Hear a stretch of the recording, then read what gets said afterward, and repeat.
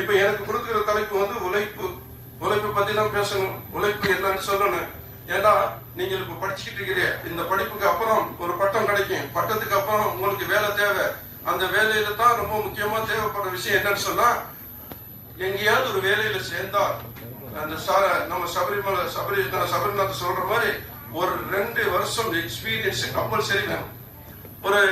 ஒரு வீட்டுல அம்மா அந்த பையனை சொல்லிக்கிட்டே இருப்பாங்க, தம்பி அந்த தண்ணி போகும்போது தண்ணி ஓடிட்டு இருக்கு, அந்த பையன் செடியில திறந்து விட்டுருக்க தண்ணி அடக்கம் பண்ணிட்டு ஆஃப் பண்ணிட்டு போறான், வெளியே போறான், சும்மா வேலை இல்லாம சுத்திட்டு இருக்கிறான், ஆஃப் பண்ண மாட்டான், அவன் கண்டுக்கிறான் போயிடுவான்.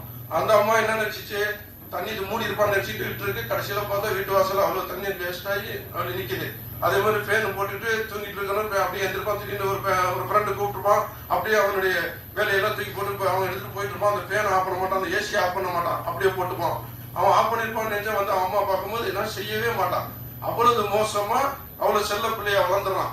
அவன் படிச்சு உங்களை மாதிரி ஒரு நல்ல பட்டம் கிடைச்சு ஒரு நல்ல வேலை கிடைக்கும் போது வேலைக்கு ஒரு 3 பேர் வந்து அவனை இன்டர்வியூ எடுக்கிறாங்க. நிறைய இன்டர்வியூ எடுக்கிறாங்க, நிறைய பேர் எடுக்கிறாங்க.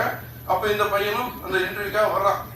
வரும்போது வேற எந்த டெஸ்டும் கிடையாது, அழகான டெஸ்ட் அங்க வைக்கிறது.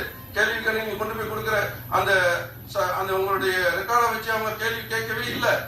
அவங்க என்ன செஞ்சாங்க, கேட்ட மூடுறது, அதாவது திறந்து கிடக்கு கேட்டு. அதே மாதிரி தண்ணி அங்க செடிகளுக்கு ஓடுற தண்ணி ஓடிக்கிட்டு இருக்குது. அந்த ஹாலுக்கு வர்றாப்புல ஹாலில் ஃபேன் சுத்திக்கிட்டு இருக்குது. அப்போ அங்க யாருமே இல்லை. அப்ப அந்த பையனும் வர்றான் பாக்குறான், யாராவது ஏதாவது வேலை செய்யறாங்க பாக்குறாங்க, வர்றவன் வந்தவன் பாக்குறாங்க. அங்க கேமரால உட்காந்து பாத்துட்டு இருக்கிறாங்க. வர்ற சர்டிபிகேட் வாங்கி வச்சுட்டு சரி கூப்பா நான் கூப்பிடுறேன்னு சொல்லி அனுப்பிடுறாங்க. அப்போ இந்த பையன் நல்லா கேட்டுக்கிறங்க, இந்த பையன் அப்ப வர்றான், அவன் உள்ள வேலை திறந்து வர்றான், கதவு திறந்து கிடக்கு. என்ன கதவு திறந்து கிடக்குன்னு சொல்லிட்டு அவன் கதவை மூடி வச்சுட்டு வர்றான். அப்புறம் வர்றான், தோட்டத்துல தண்ணி ஓடிட்டு இருக்கு. அப்ப அம்மா சொன்ன ஞாபகம் வருது. அப்ப போய் பைப்பு போய் ஆஃப் பண்றான். அடுத்தது நேரம் ஹாலுக்கு வர்றான். ஹாலில் பாக்குறோம் யாருமே இல்லை, ஃபேன் ஓடிட்டு இருக்க. உள்ள தண்ணி நம்மளுக்கு அங்க என்ட்ரி நடக்குன்னு சொல்லிட்டு ஃபேனை சுவிட்ச் ஆஃப் பண்ணிட்டு உள்ள போறான். அவனோட சர்டிபிகேட் எல்லாத்தையும் வாங்கி பார்த்துட்டு உடனே அவனுக்கு அப்பாயின்மெண்ட் கொடுக்குறாங்க. நல்லா புரிஞ்சுக்கிறேங்க. அதனால எந்த நேரத்துல எப்படி உங்களை அவங்க வந்து டெஸ்ட் பண்ணுவாங்கன்னு தெரியாது.